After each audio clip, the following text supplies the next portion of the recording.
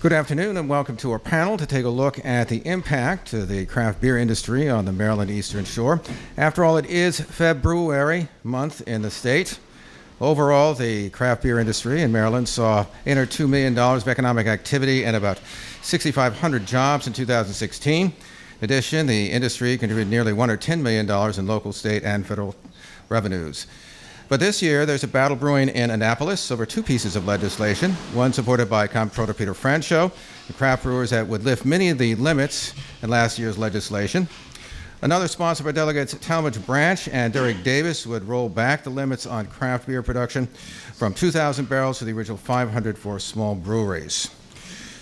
And want to, first of all, introduce our participants, and we have Bill Chambers. He's president of the Salisbury Area Chamber of Commerce. Lynn Foxwell with the Comptroller's Office. Jason Hearn with Tall Tales Brewing. Also Blake Ben with Hopper's Tap House. And McGinnis Hillier, who's with Shore Craft Beer.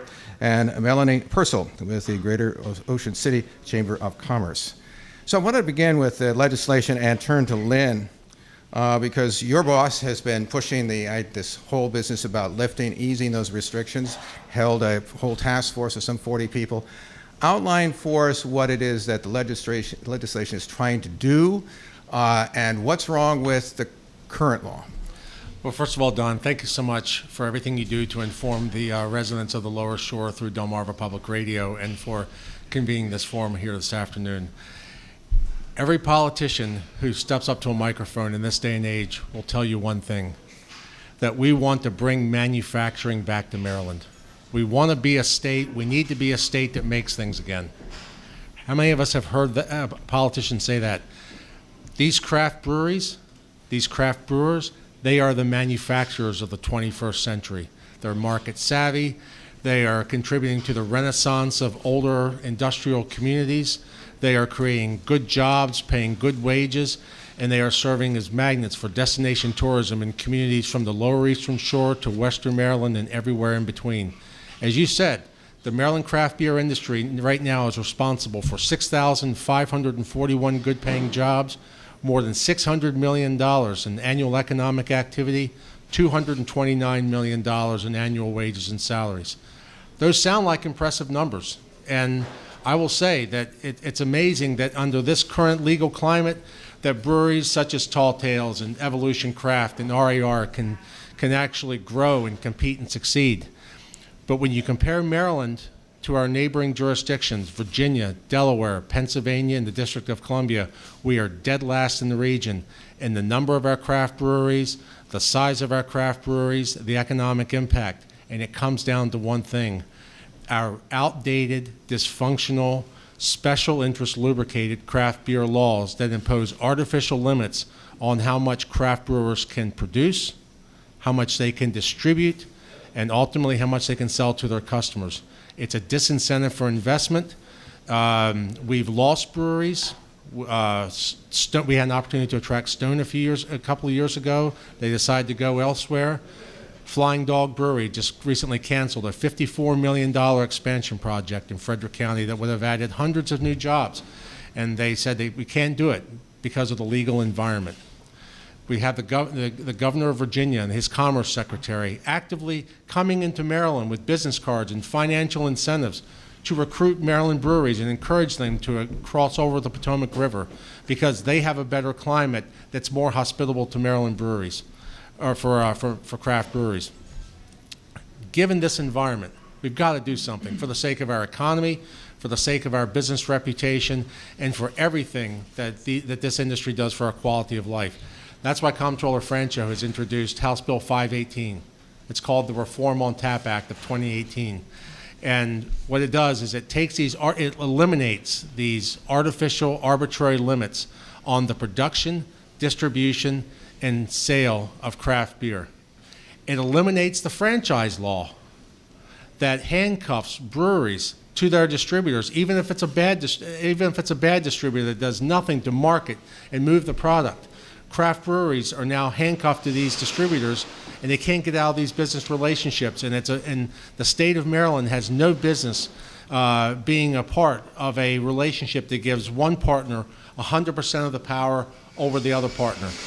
It would eliminate one of the most ridiculous pieces of law that we've seen not only in our state but anywhere in the country.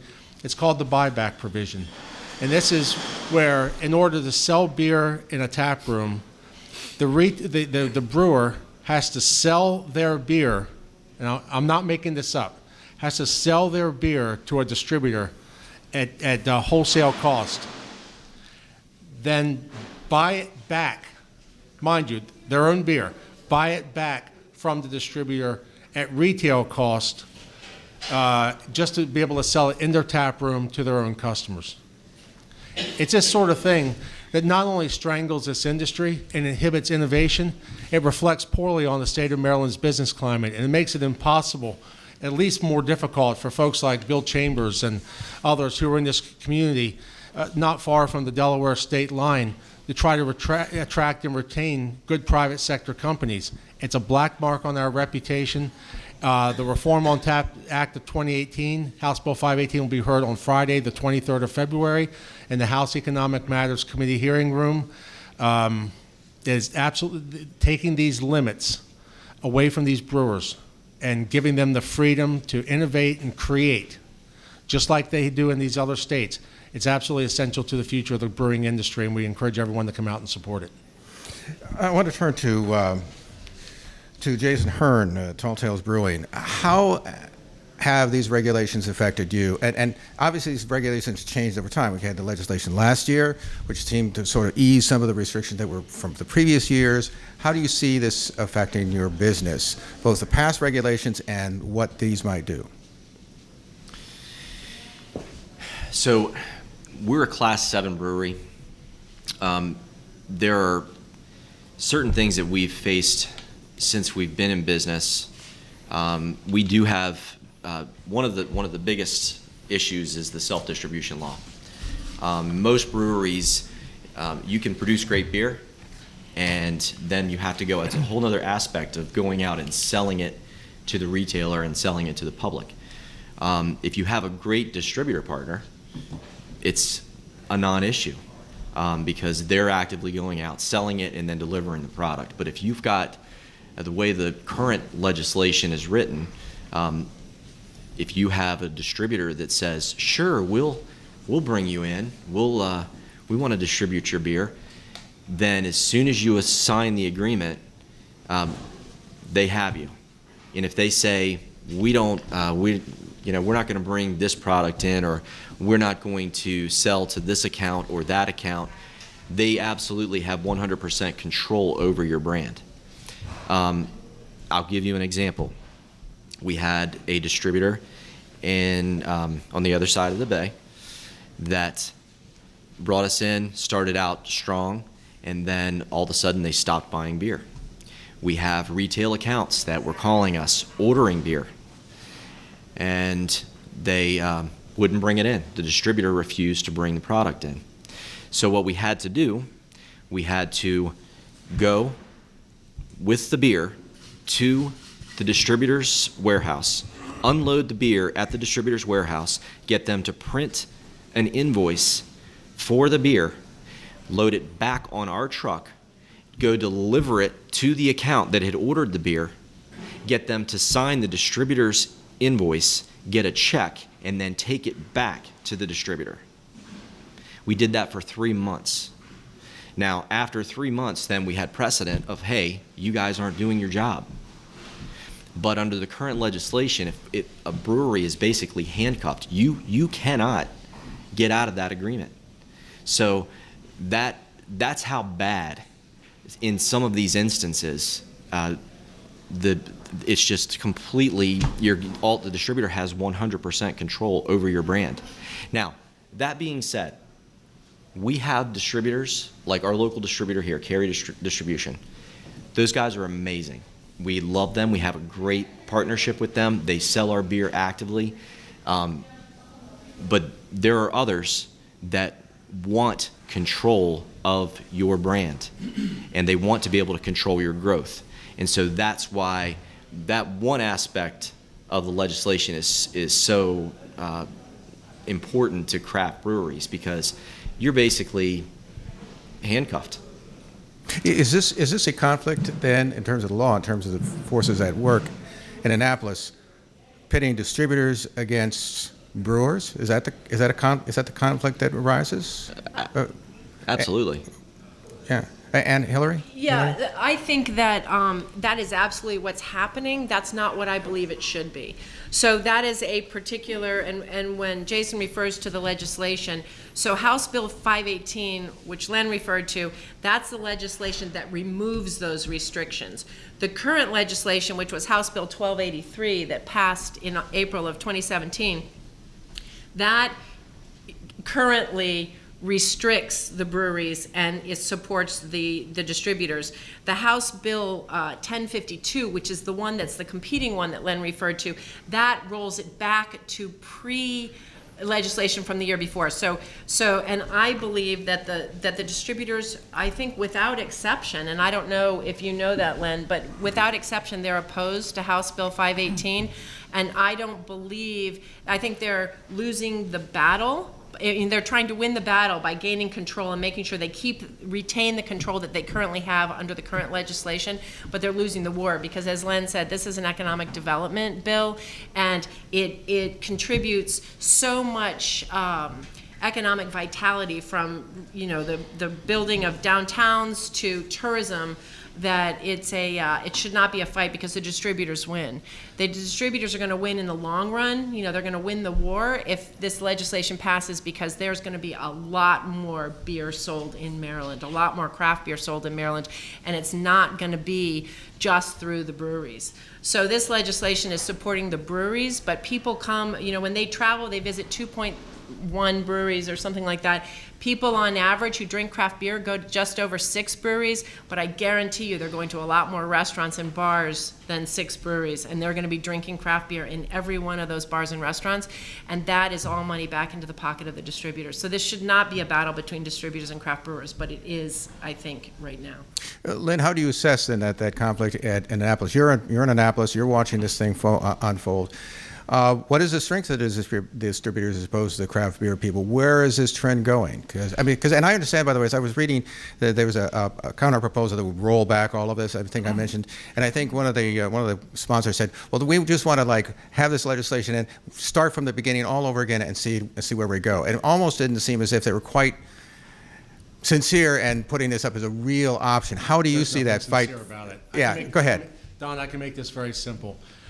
This is the public interest versus the interests of the back rooms of Annapolis. This is the people versus the bosses.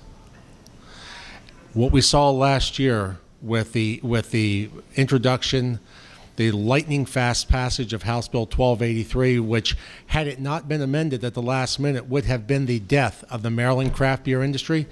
That was a bill that was done by a handful of people who most of your listeners will never meet, going into a back room in Annapolis that they will never see, for the express purpose of killing an industry that is revitalizing and electrifying communities all over the state. And they're not asking for government handouts, they're not asking for loans and grants. All they want is the freedom to produce good beer, create good times, enhance our quality of life through economic development and destination tourism. And what we're running into is a political buzzsaw in the back rooms of Annapolis. I've talked to the distributors, and when you talk to them candidly, at the end of the day, there are 12 provisions of House Bill 518. There's only one that truly matters, that really matters, and it's the franchise law. And this is the Maryland law that gives the distributor 100% control over the brewer.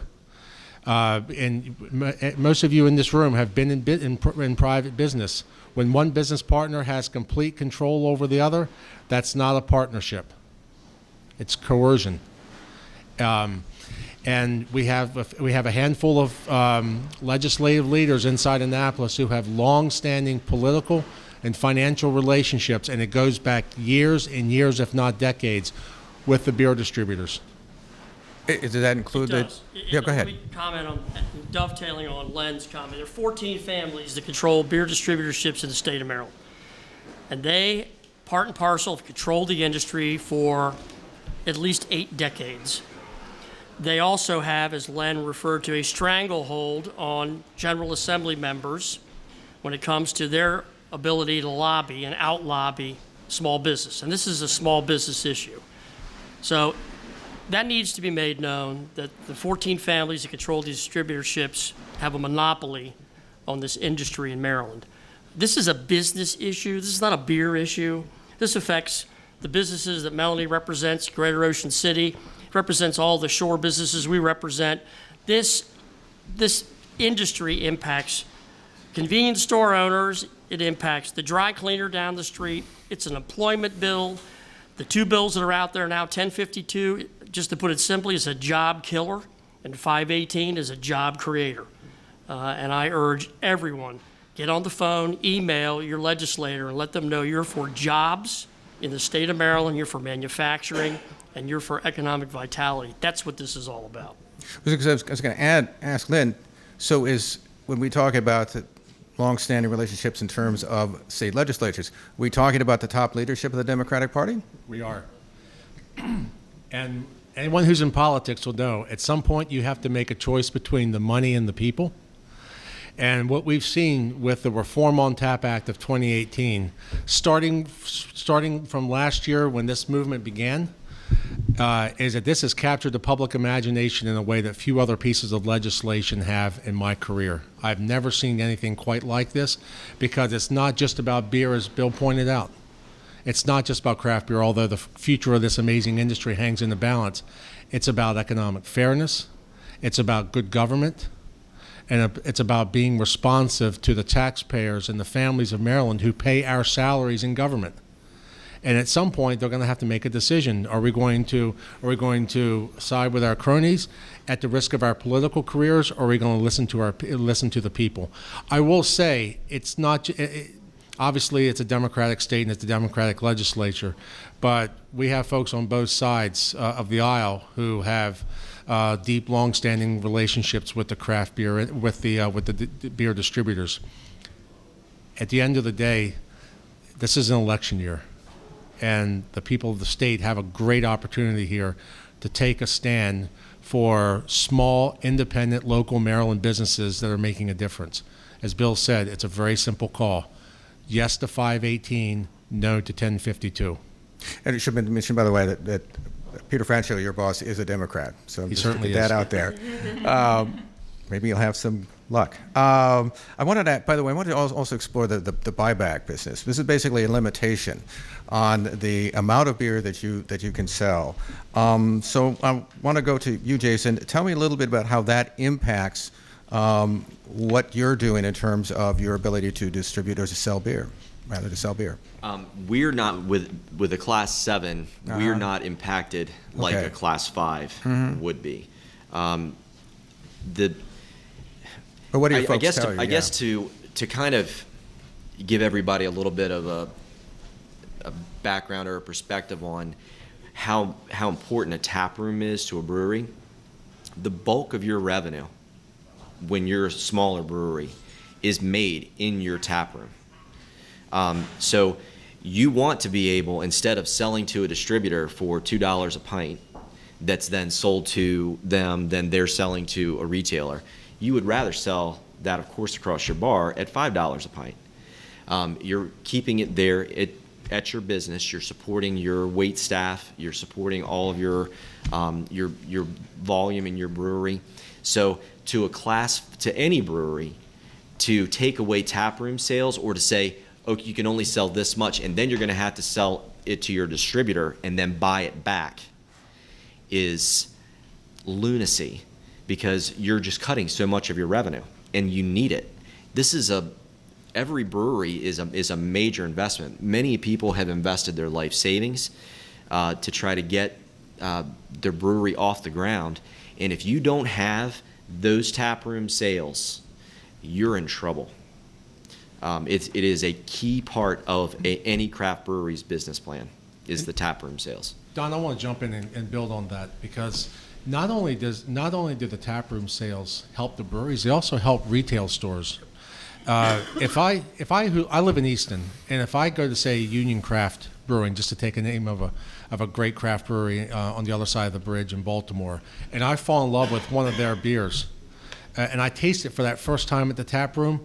I'm not going to drive from Easton all the way up I-83 to Union Craft every time I want to restock my fridge. I'm going to stop at my local retailer.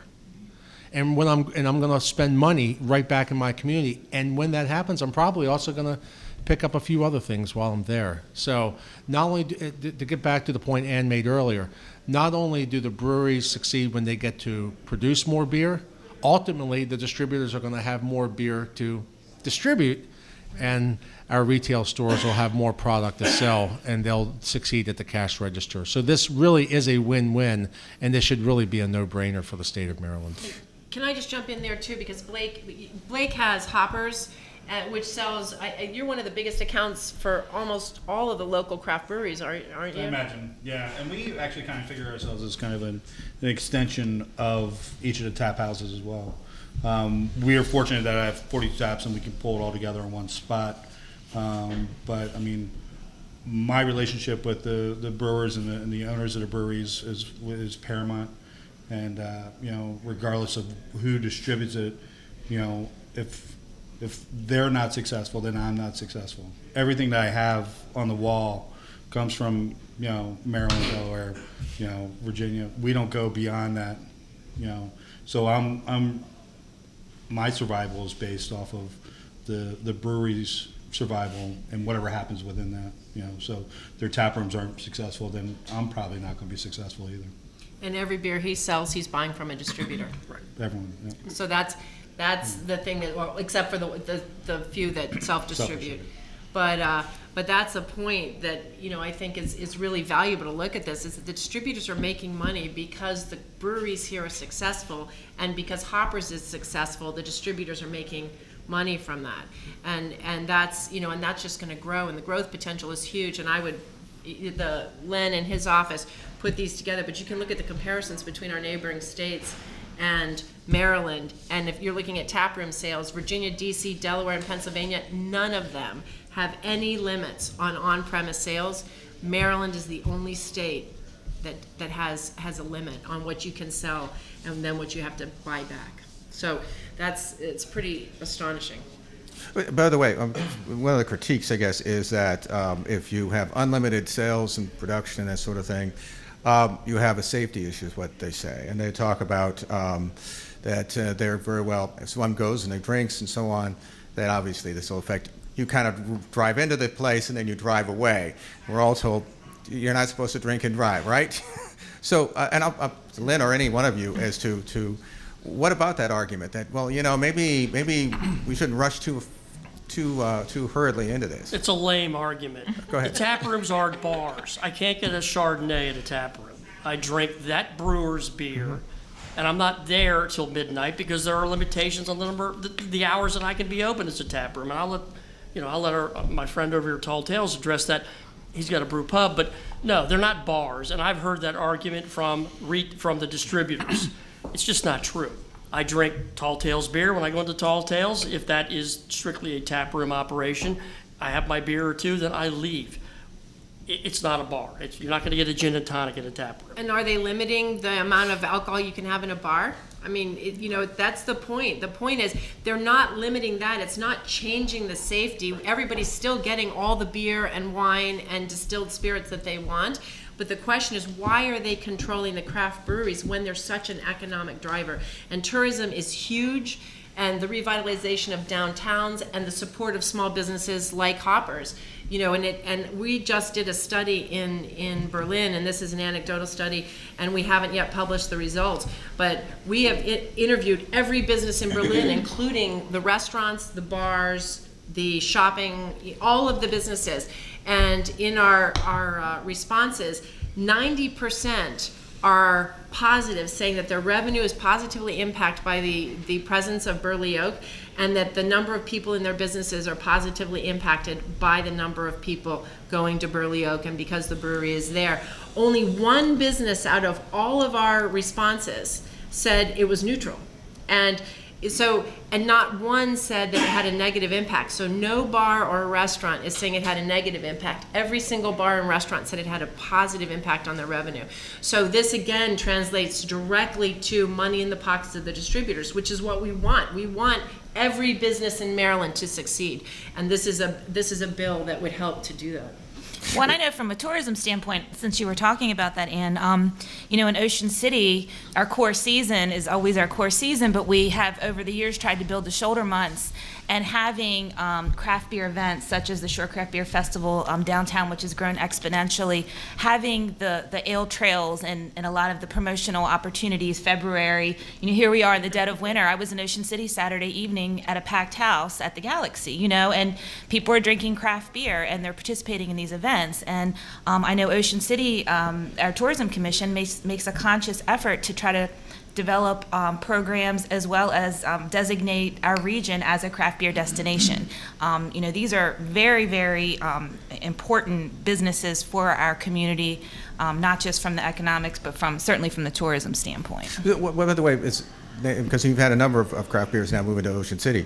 So, Melanie, what kind of impact have you seen in terms of economic growth? Are there any issues that have come up in terms of dealing with folks who obviously come in and have beer? What's been the impact on Ocean City for the? Well, I think that certainly having the breweries and the craft beer available at the various restaurants has been phenomenal. And we're always looking at delving into the new generation, the millennial generation, and I think that, and then the socioeconomic status of the craft beer drinkers. So, it's a very, very large group and it's a very diverse group, but I think that, like Ann said, it's like walking into any restaurant or bar, they're not controlling how much somebody's drinking. That's the personal's responsibility. We have Uber, we have public transportation. I'd like to see it grow more in Ocean City, but I think, like you said, we're going to see people that are going to go right, 2 miles up the road into Delaware or down into Virginia if we have such stringent restrictions. Bill Chambers with the Salisbury Area Chamber of Commerce. What kind of impact have you seen in terms of, I know Evo, for instance, moved down here from Delaware. What kind of impact has those kinds of craft beer operations had? And are you planning on trying to attract more? Is there some effort to do that? Oh, absolutely. I will tell you the other industries that are watching what's happening here is the distillers and the wineries are also concerned in this state because this 1052 and some of the other rhetoric and things that have happened in Annapolis the last few years are putting all of those folks on notice that other states may be a more attractive location to build that kind of an investment. Here in Salisbury, the revitalization and the renaissance of downtown is part and parcel what's happened with this homegrown industry. What's happened at Evo has kind of leached into the downtown area. You go to establishments on Main Street, the majority of their taps are now homegrown local craft beers. And their patrons expect that now.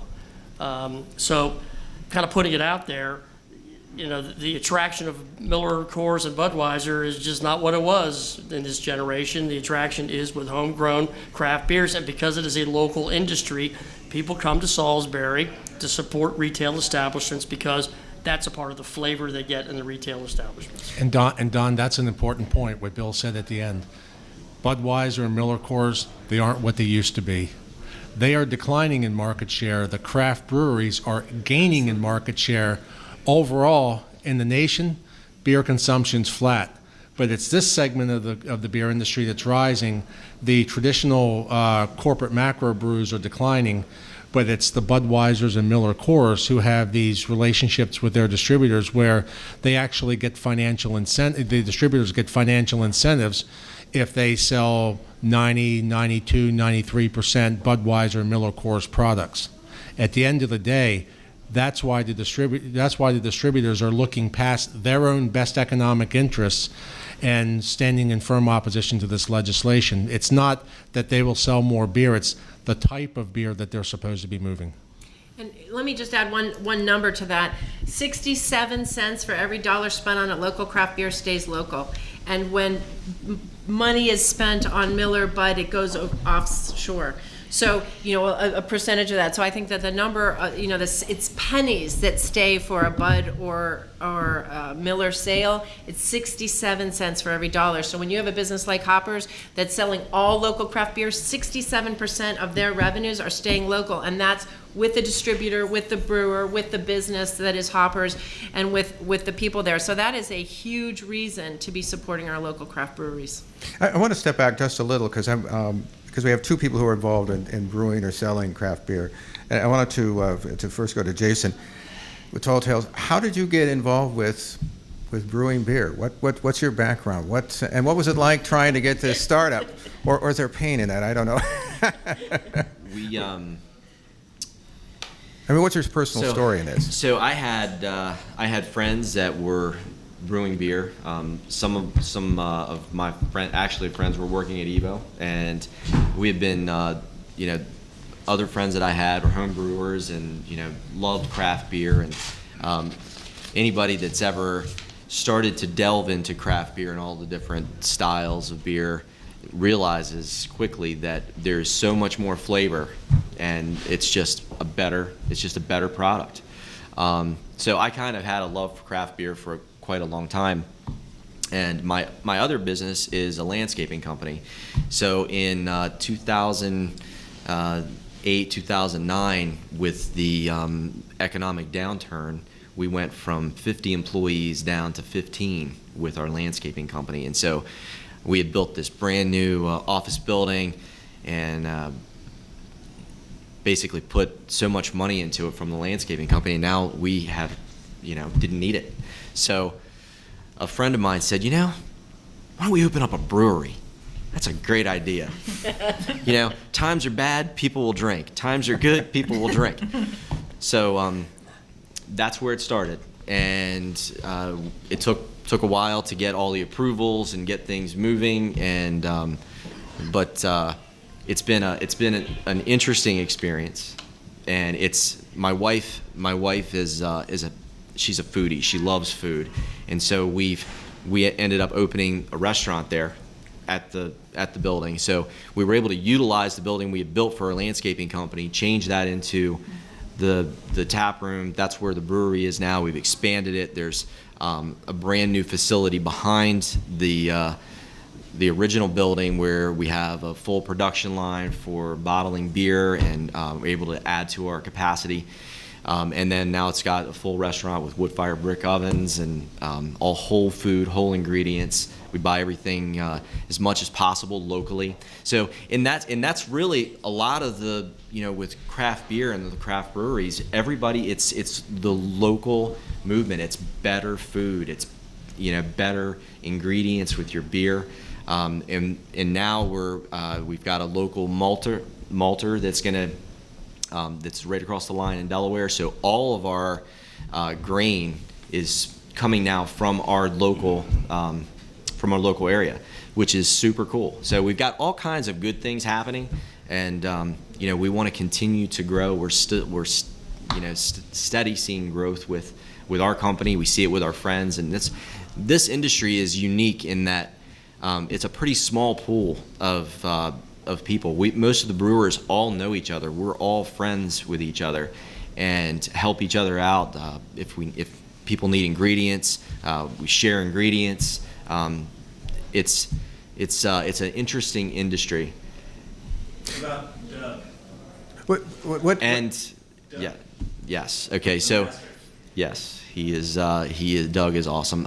So one of basically the godfather of the local brewing industry here is Doug, and why I cannot remember his last name. Yes, Doug Griffin. He is an incredible person. He has been basically helping all of the breweries. Our brewer Eric Camper is basically worked with Doug for a long time. Doug also got Sam Calgione started with Dogfish. So he has been really a backbone for a lot of the brewers. So it's a tight-knit community. We all know each other. We're all at each other's establishments. We all drink each other's beer. And that's why the resistance that we're seeing to that is really disappointing. By the way, I want to ask you, because What do you think was the toughest or the biggest obstacle in getting yourself off the ground in terms of becoming a brewer and becoming successful at it? Was it law with local laws? Was it just distribution? What do you think? Some of the biggest hurdles we had, it's a very cash intensive business, and so I am fortunate enough to have a partner that has backed us, and so we've been able to have enough capital to get moving. But it's a business and it needs to make money. So when you come up with the distribution issues that we have some distributors that are amazing, and then we've had some distributors that, like I relayed before, are difficult. So at one point, we were selling more beer in Cleveland, Ohio, than we were in Baltimore. So that's frustrating. So that's been one of our biggest, as far as Tall Tales, our biggest hurdle is getting our self-distribution moving, and it's going extremely well. We started last year. So Montgomery County, Baltimore County, and some of the those surrounding counties, we're self-distributing there. That's why that aspect is important. And then being able to, if a distributor is not doing their job, being able to say, hey guys, there needs to be a change here. I have been in business since I was right out of high school. In no other industry have I ever seen where your partner controls you 100% in what you can sell and what you can get out into the market, and it's frustrating. Don, can I jump in? Yeah, go ahead, and build on that. For your listeners who may not be well versed with some of the terms of art we're using here today, what we're talking about is a franchise law, and typically a relationship between two business parties is memorialized in a contract. You sign a document, I sign a document that outlines the terms, how much I'm gonna pay for your services or vice versa, and that's pretty much the foundation on which modern capitalism operates. That is not the case in the beer industry. The relationship in the beer industry, the relationship between the brewer and the distributor is literally in state law. And state law right now says that if a brewer is dissatisfied with the distributor for really bad performance, if the distributor sits on the beer and the beer goes bad because it's collecting cobwebs on the back of the truck, too bad. You have to wait a bare minimum of 180 days, 6 months, to get out of that relationship. In practice, it takes a lot longer than 6 months. It takes millions and millions of dollars, by which time you haven't made any sales because your distributor is sitting on your beer, and the brewer goes bankrupt. And that's why, as a practical matter, no one ever severs their relationships with bad distributors. What we're saying as part of the Reform on Tap Act, let's try capitalism here for a change. Let's let the brewers and the distributors come together and sign a contract.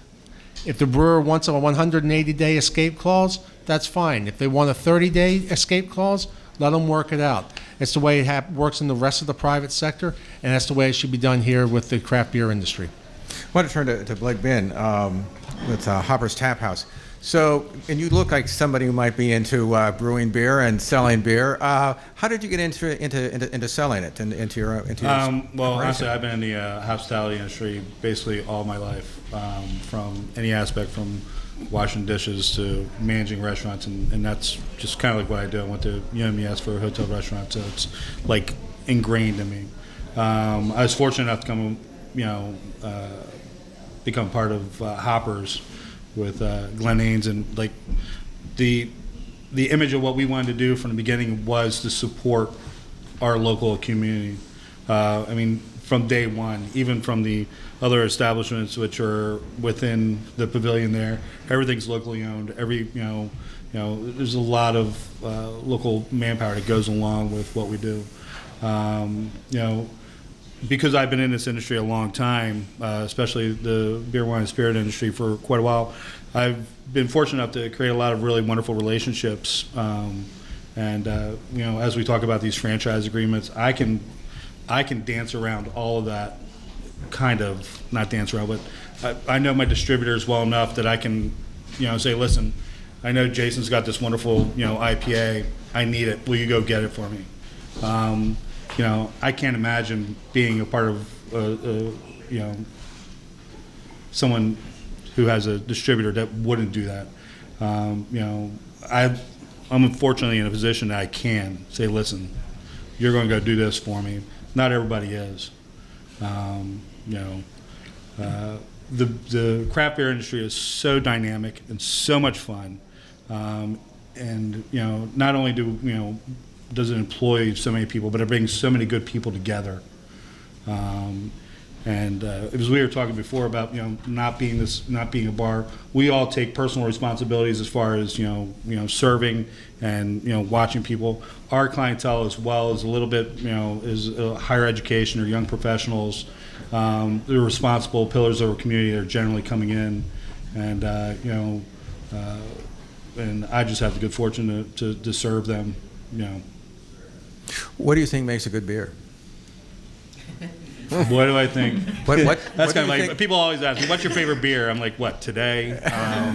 It's, what makes a good beer is there's traditional aspects that you look for in a lot of beers, you know, and then there are, you know, things that people just, you would not even imagine having something thrown in, you know, different types of fruit or whatever it is, or, you know, when you taste your first sour beer, you know, you're like, oh my God, you know, you got to kind of cure your palate. I mean, you got to, you know, design your palate to it.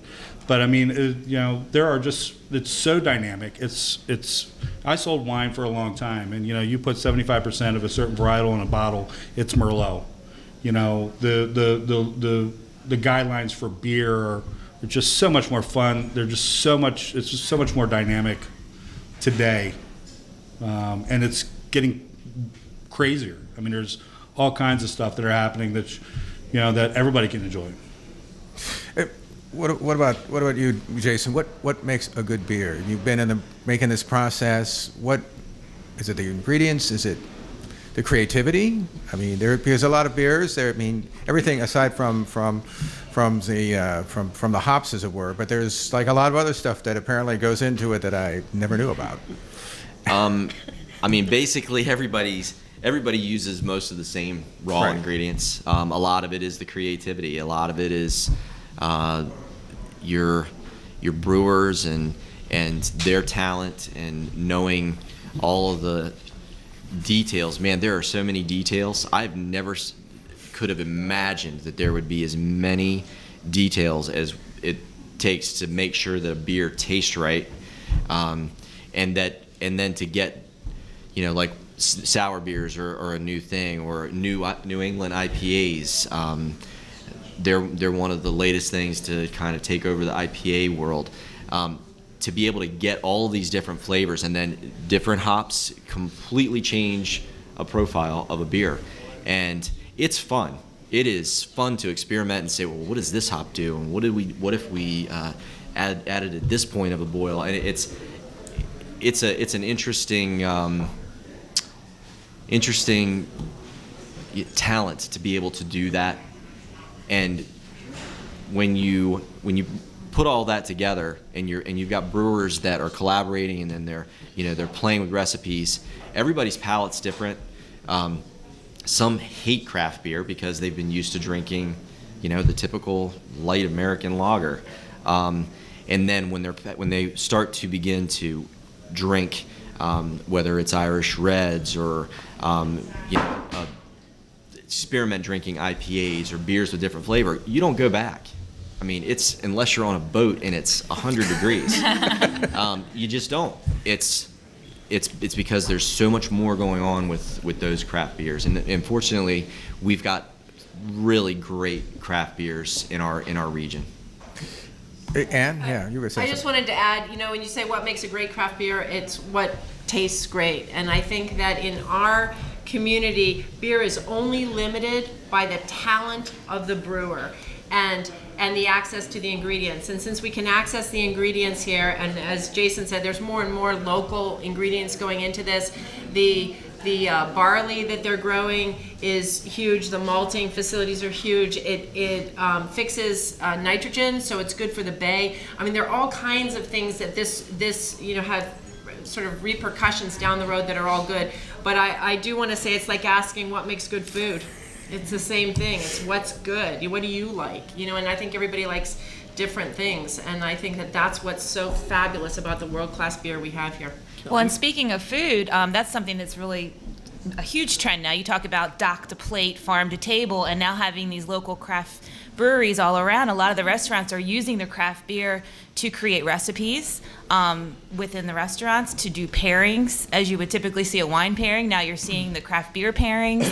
So it really is celebrating the product and the different flavors in a way that you would always see, 25, 30 years ago with wine. But it's just so diverse. And like you said, I mean, every batch is different and everybody's palate's different. So. Mass-produced beer is an art form. Craft beer is truly an art form. Truly an art form. It is. Yeah, there's such an amazing synergy between the brewing industry and our restaurants. During our Reform on Tap task force, we actually asked the public a survey question.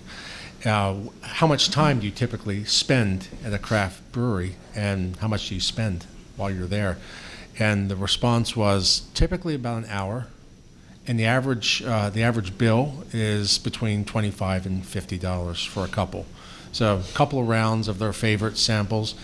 But what we found is they go from there to another restaurant in town, where more often than not they're drinking the very beers that they enjoyed back in the tap room. So that tap room really does serve as the infomercial, not only for the brewer in that product, but then it also has a trickle-down effect to the local restaurant scene. And that's why we're seeing communities like Cambridge and Salisbury and St. Michael's, and not to mention the metropolitan areas. They really do treasure these breweries because it provides economic uplift for the entire community. And in terms of communities, because I remember we talked about this a few years ago, that these breweries, I'm thinking particularly of Berlin, but in Burley Oak, but that they create a destination to go to. That it's not just simply you're passing through, but that you create sort of this ambiance in these communities. Absolutely, and like I was referring to the study that we did, which I would not say is scientific, but it was a query to all the businesses there. Without question, every single one said that Burley Oak brings new people to Berlin, creates a sense of community, and creates jobs. And that's every person that responded to us, and that's every business from antique shops to restaurants and bars to a kayaking business. So I think that it does create community. The other thing that's interesting is that a third of all craft beer is consumed legally by millennials, and not all millennials are of age yet. But as you can see, if you look at a lot of the studies, maybe more is consumed, but if you look at the studies, everybody's trying to attract the millennials to revitalize their downtowns, trying to attract them to live in their communities. And when people care about craft beer, these breweries are attracting these people to live and work in these communities. And that is happening in Berlin without question. And I think it's happening in Salisbury because of Evo without question. And it's happening all over, and this is something that is really important to attract our millennials. And there was a study done recently that said that millennials are leaving DC because there's certain things that they care about. One is transportation, how long it takes to get somewhere. One is cost. Salisbury is a key location to attract these millennials because of the number of breweries. The Eastern Shore, the entire Eastern Shore, Ocean City, we have so many breweries that attract these people, and if we do anything that's going to diminish the brewery's ability to thrive, we are thwarting our ability to attract these millennials into our communities to help us revitalize economically. And I think that this is why it is vitally important that we support the Comptroller's effort to get House Bill 518 passed. Well, and you've got into this looking at the growth of the craft beer industry. Trace for us a little about the growth of this industry, because I suspect that if I went back 10 years or 15 years, I wouldn't see as many breweries. No, absolutely not. And we have, so I don't have the numbers at my fingertips on what the growth is, but when I started this in 2014, so in October of 2014, I worked with OceanCity.com, and I worked with a lot of the hotels and restaurants, and my goal was to try to bring tourism here. And so what we were doing was looking at the number of breweries. There were 19 breweries. Now they're over 26, and we have more in production. So in the 2017 numbers, there are 85 breweries in Maryland alone. I think there were 60-something in the previous year. So it is absolutely growing. Virginia, on the other hand, has 220 breweries, and that is way up. And I have the stats. If you go to Shorecraft Beer, all the stats are there, and you can look at the actual numbers. But this is a growing industry, as Len said. Do you have the... In 2010, there were 22 craft breweries. They produced 91,000 barrels of beer. Today, 84 working craft breweries in the state of Maryland producing 247,000 barrels of beer. That's just 7 years. And it seems Exponential like growth. a good point to end this panel. We've spent actually an hour. I want to thank Bill Chambers, president of the Salisbury Area Chamber of Commerce, Lynn Foxwell with the Maryland Comptroller's Office, also Jason Hearn with Tall Tales Brewing, Blake Ben with Hopper's Tap House, also Ann McGinnis-Hillier with Shorecraft Beer, and Melanie Purcell with the Greater Ocean City Chamber of Commerce. And we appreciate you all attending this panel. Thank you very much. Thank you. Thank you.